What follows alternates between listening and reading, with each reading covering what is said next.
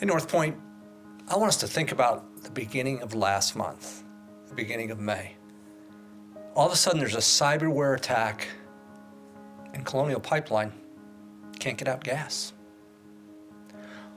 The whole of the southeast United States is affected. Prices are going up. There's concerns about gas hoarding. You think, what? Our ability to move product has been thwarted? Yep, it had been. Eventually, the FBI paid the ransom. Much of that recovered. They got a decoding program that wasn't very good. They did their own decoding. In a few days, they had things back up and running. But for a few days, the great United States' ability to move gas was thwarted. You know, Lee, we live in a world system opposed to God. It's a system that wants to function independently. And they want to thwart. This system wants to thwart God, wants to thwart the knowledge of God, wants to thwart the existence of God. What about those attempts? Well, in this week's passage, we just get an inkling of that. Israel has made a covenant with Gibeon, which is a prominent city in the Promised Land, and 5 kings think, whoa,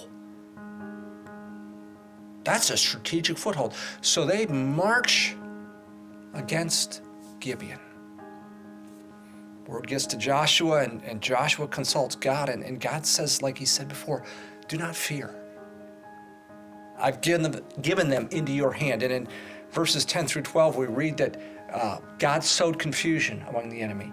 He rained stones from heaven on the enemy, and he actually suspended a day, slowed the earth's rotation so the sunlight or the nighttime or whatever it was lasted longer.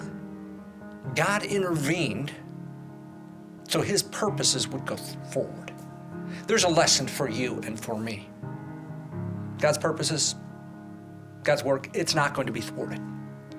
There's a supernatural God who is at work, who can work as he chooses and he pleases, and he won't let his work ultimately be thwarted.